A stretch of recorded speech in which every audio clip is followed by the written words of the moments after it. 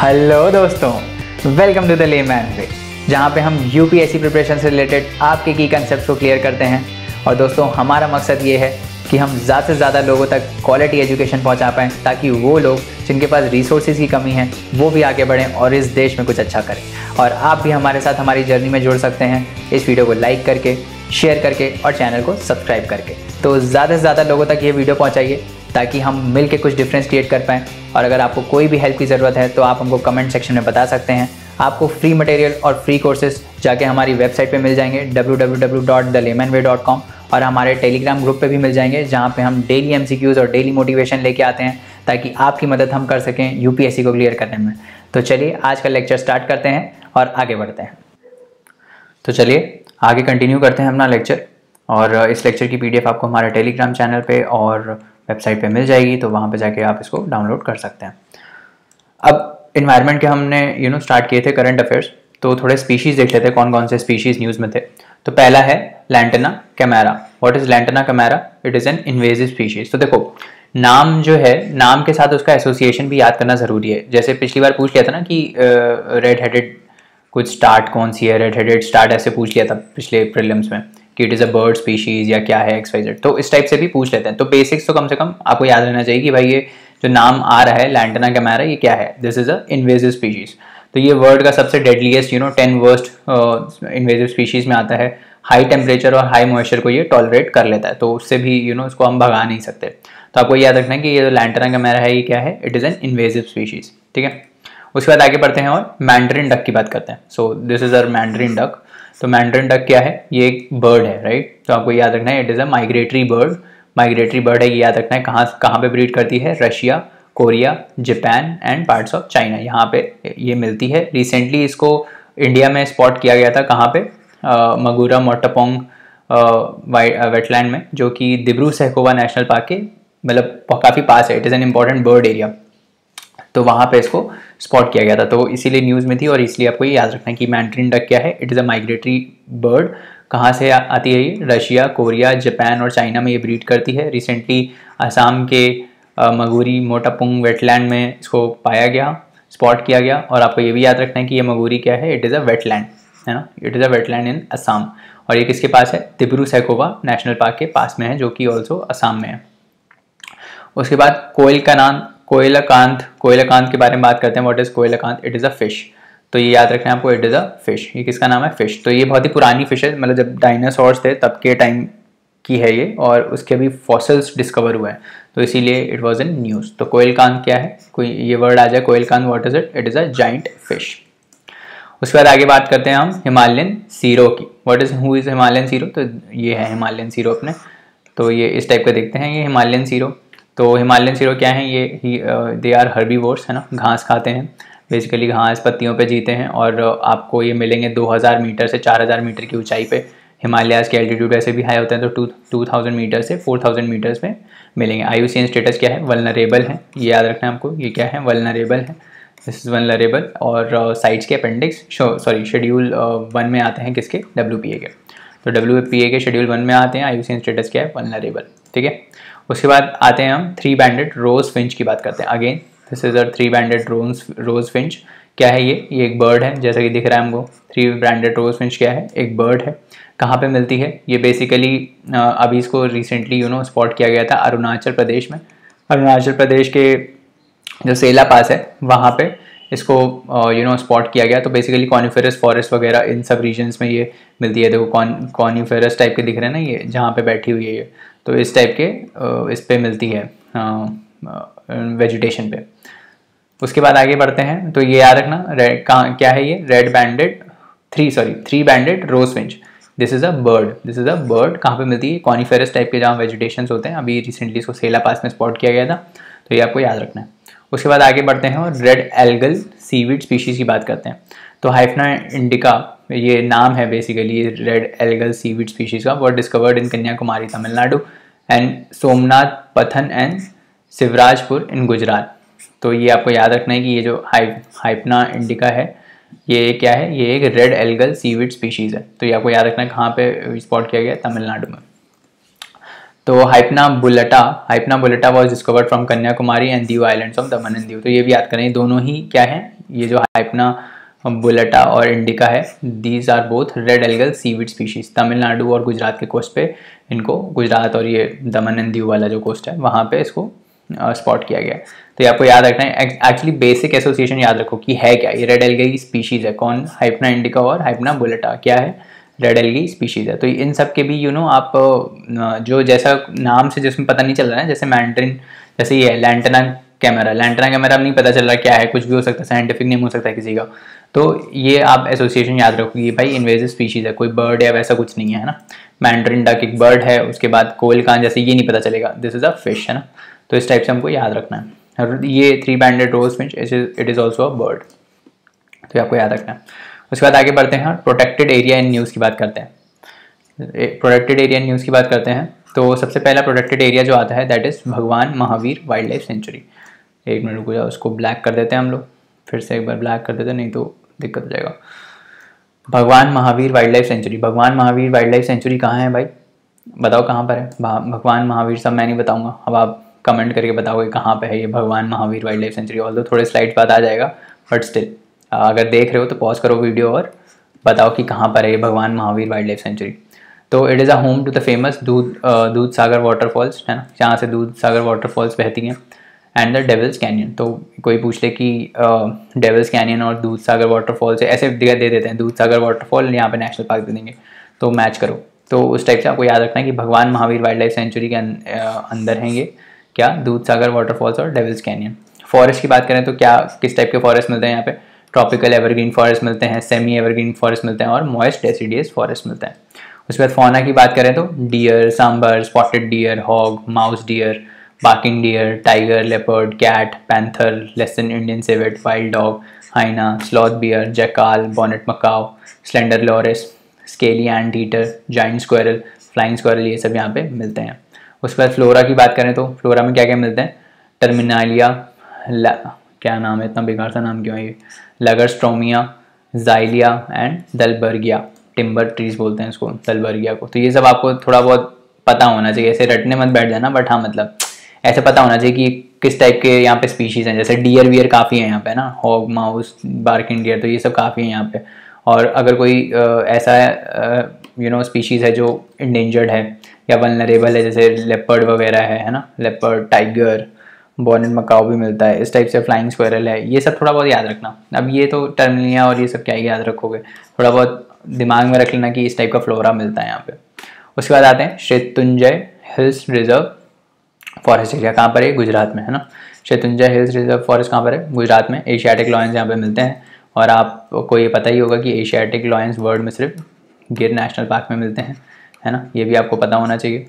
उसके बाद लेपर्ड्स, यहाँ पे लेपर्ड्स भी मिलते हैं, है ना, as well as herbivore such as blue bulls in Bhavnagar Gujarat, ठीक है। तो ये आपको याद रखना है। द फॉरेस्ट कैसा रहता है, फ्लोरा कैसा रहता है? ड्राई डेसिडियस फॉरेस्ट रहता है। अब देखो ये अगर आपको ये पता नहीं कि सेंचुरी कहाँ है, तो आप वेजिटेशन वैसे ही बता सकते हो, क्योंकि वो जो नेचुरल वेजिटेशन वाला मैप है उसको एक बार आप देख लेना कि कहाँ पे किस टाइप का वेजिटेशन होता है, तो उससे थोड़ा आइडिया लग जाएगा।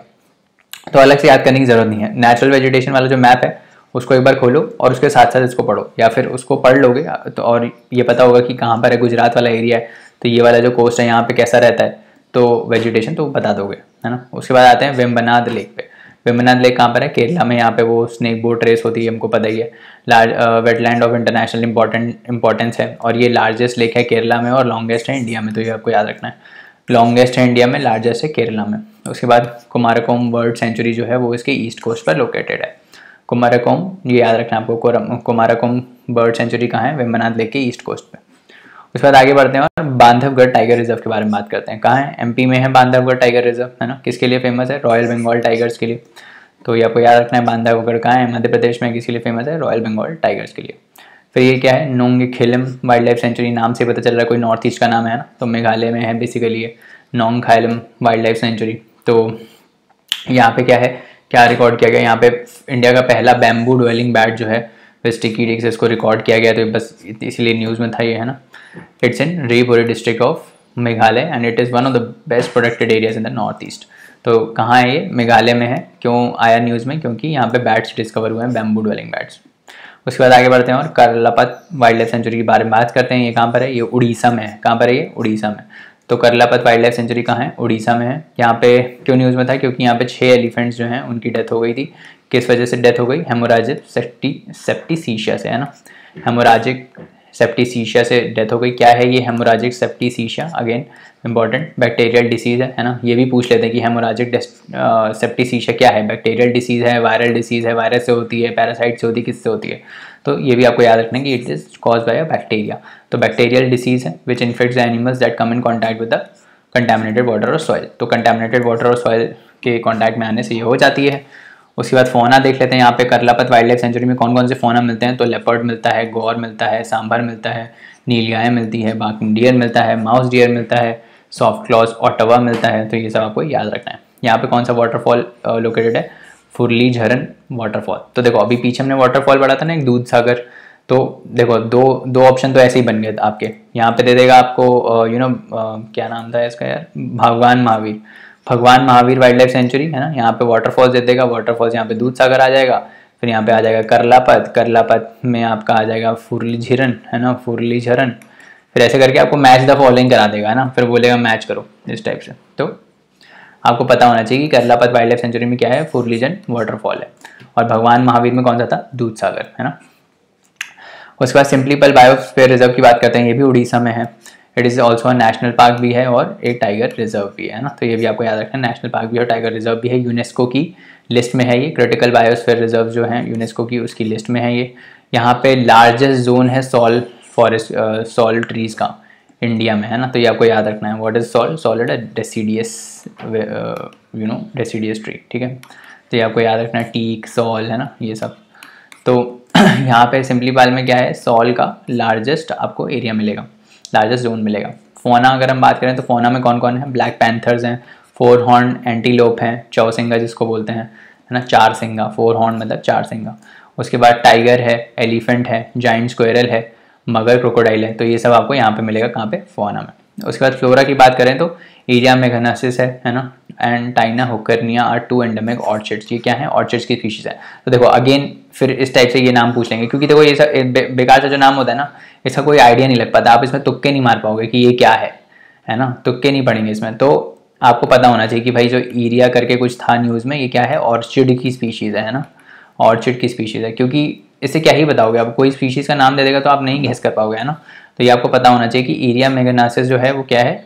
ऑर्चिड की स्पीशीज़ है। और टाइना हुकरनिया ये आपको याद रखना है, भले कितना बेकार नाम लगे, आपको थोड़ा दिमाग में रखना है कि टाइना हुकरनिया और एरिया मेघानसिस जो भी है ये जो है ये ऑर्चिड्स की स्पीशीज़ है ना। एक बार देख लोगे, ऐसे रटने की कोशिश मत करो, एक बार देख लो, 2-3-4 बार पढ़ो उसको। ये इस टाइप का नाम है, ऑर्चिड की स्पीशीज़ है, बस इतना याद रखना है इसमें।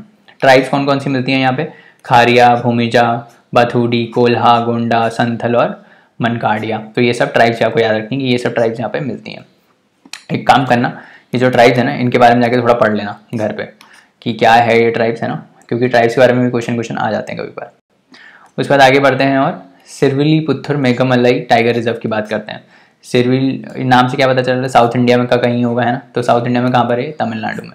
क्या है ये? टाइगर रिजर्व है। तो ये ध्यान रखना, अभी इंडिया का ये 51st टाइगर रिजर्व बन जाएगा। क्या नाम है? सिरविलीपुथुर मेघमलाई टाइगर रिजर्व, है ना। और टाइगर रिजर्व तमिलनाडु में कौन कौन है? अगेन वेरी इंपॉर्टेंट, बहुत बार क्वेश्चन पूछा गया है। नीलगिरीज बायोस्फीयर आपका जो है वहाँ से पूरा ये क्वेश्चन पूछा गया है कि यहाँ पे कौन कौन सा मिलता है, तो वहाँ पे तमिलनाडु के भी मिलते हैं। तो ये आपको याद रखना है। इसका मैप में लोकेशन भी याद रखना है आपको कि मैप्स में कहाँ पर क्या क्या है ना, बहुत इंपॉर्टेंट है, very important. Kalakkad Mundanthurai tiger reserve है, अन्नामलाई है, मुद्दुमलाई है, सत्यमंगलम है। तो ये आपको याद रखना है कौन कौन है? कलक्कड़, मुंदुथुरई, अन्नामलाई, मुद्दुमलाई एंड सत्यमंगलम। फोना में क्या क्या मिलेगा? फोना में आपको मेघमलाई होस्ट स्पॉटेड डियर्स मिल जाएंगे, इंडियन गॉर्स मिल जाएगा, वाइल्ड बोर्स मिल जाएंगे, है ना।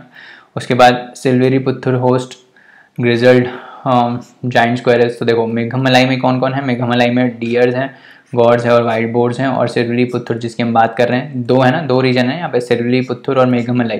तो मेघमलाई में हमने देख लिया फोना कौन कौन सा है, डियर, गौर और वाइल्ड बोर्स। और सिल्वेरीपुथुर में भी देख लेते कौन कौन से हैं। यहाँ पे जाइंट स्क्वेरल है, फ्लाइंग स्क्वेरल है, लेपर्ड्स हैं, नीलगिरी ताहर्स हैं, सांभर्स हैं, लायन टेड मकाओ हैं, है ना। तो ये भी आपको याद रखना है। अब आपको ये इंपॉर्टेंट स्पीशीज है नीलगिरी ताहर, कहाँ पे मिलता है? या ये मतलब सबसे अच्छा स्पीशीज़ कहाँ, सबसे ज़्यादा क्वांटिटी में कहाँ मिलता है? अरवाकुलम नेशनल पार्क। कहाँ पे है ये? केरला में, है ना। तो ये आपको याद रखना है। उसके बाद आगे बढ़ते हैं और नंदा देवी बायोस्फीयर रिजर्व के बारे में बात करते हैं। कहाँ है ये? उत्तराखंड में, है ना। उत्तराखंड में नंदा देवी बायोस्फीयर रिजर्व। और नंदा देवी बायोस्फीयर रिजर्व में दो चीज़ें हैं, एक तो नंदा देवी है, उसके बाद एक valley of flowers national park भी है। तो इस पे क्वेश्चन पूछा जा चुका है already, valley of flowers national park पे, है ना। तो इसलिए इंपॉर्टेंट होता है। दोनों ही वर्ल्ड हेरिटेज साइट हैं। फोना क्या क्या मिलेगा, क्या क्या मिल सकता है यहाँ पे? स्नो लेपर्ड मिलेगा, हिमालयन ब्लैक बियर मिलेगा, ब्राउन बियर मिलेगा, मस्क डियर मिलेगा, ब्लू शीप मिलेगी। तो ये आपको याद रखना है। दो एथनिक ग्रुप्स यहाँ पे रहते हैं, इंडो मोंगोलाइट जिसको भोटियास बोलते हैं और इंडो आर्यंस, यहाँ पे ये आपको दोनों मिल जाएंगे। उसके बाद देवलसरी रीजन के बारे में बात करते हैं। Again this is in Uttarakhand, है ना। ये उत्तराखंड की पहली बायोडाइवर्सिटी हेरिटेज साइट बनेगी उत्तराखंड की, तो आपको इसीलिए इसको याद रखना है। कौन सी है? देवलसरी कहाँ पर है? उत्तराखंड में है। और इसको first biodiversity heritage site declare किया जाएगा। उसका ये जो मैं बता रहा था, जितने भी न्यूज़ में थे, तो हमने इसकी बात करी थी। भगवान महावीर वाइल्ड लाइफ सेंचुरी कहाँ पर है? गोवा में, ठीक है। नहीं पता था, अब देख लो, गोवा में है भगवान महावीर वाइल्ड लाइफ सेंचुरी। यहाँ पे कौन से वाटरफॉल्स हैं? दूध सागर, है ना, दूध सागर। और एक और है यहाँ पे नेशनल पार्क गोवा में, बताओ? मोलेम नेशनल पार्क, है ना, मोलेम नेशनल पार्क। चलो अब देख लेते हैं गुजरात में हमारा कहाँ है? शत्रुंजय हिल्स रिजर्व है, ये गुजरात में है अपने, है ना। उसके बाद उत्तराखंड में आते हैं। उत्तराखंड में क्या था? नंदा देवी था न्यूज़ में, देवलसरी था न्यूज़ में, जिम कॉर्बेट और राजाजी टाइगर रिजर्व। उसके बाद उड़ीसा में क्या क्या था? उड़ीसा में करलापत, सतकोशी और सिम्पलीपल, है ना, उड़ीसा में ये उड़ीसा। उसके बाद असम में क्या था? Manas and Pobitora, Manas national park and Pobitora wildlife sanctuary. Meghalaya में कौन कौन सा है? Nongkhyllem wildlife sanctuary, Nongkhyllem sorry. Madhya Pradesh में बांधवगढ़ और कान्हा, है ना, है तो बहुत सारे, बस ये दोनों न्यूज़ में थे। उसके बाद केरला में वेम्बनाड लेक, तमिलनाडु में सिरवली मेंगामलाई टाइगर रिजर्व। तो सिरवली मेंगामलाई टाइगर रिजर्व कहाँ है? इधर। और वेम्बनाड लेक कहाँ है? इधर, ठीक है। चलो आगे बढ़ते हैं। फिर आगे बढ़ते हैं और अदर कंजर्वेशन मेजर्स की हम बात करते हैं, ठीक है। अदर कंजर्वेशन मेजर्स में हमारा आता है सबसे पहला चिपको मूवमेंट। तो अगेन हमको पॉइंटर को वाइट करना पड़ेगा, तो हम कर लेते हैं पॉइंटर को वाइट।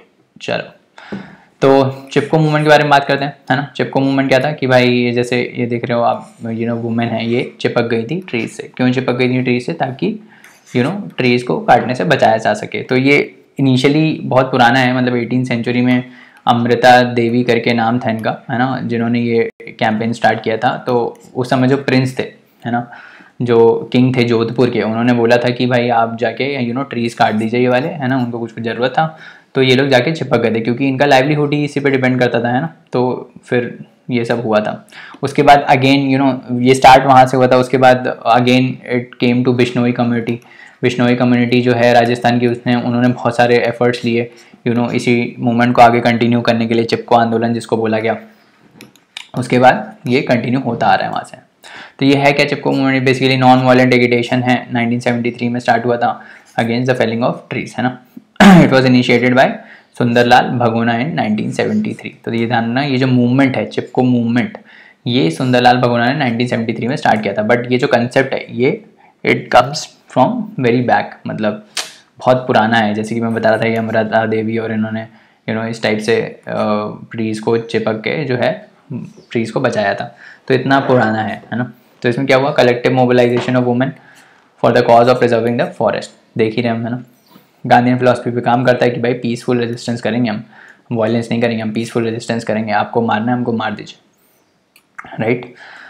तो बस इतना ही याद रखना है, इसमें क्या ही और एक्स्ट्रा याद रखोगे।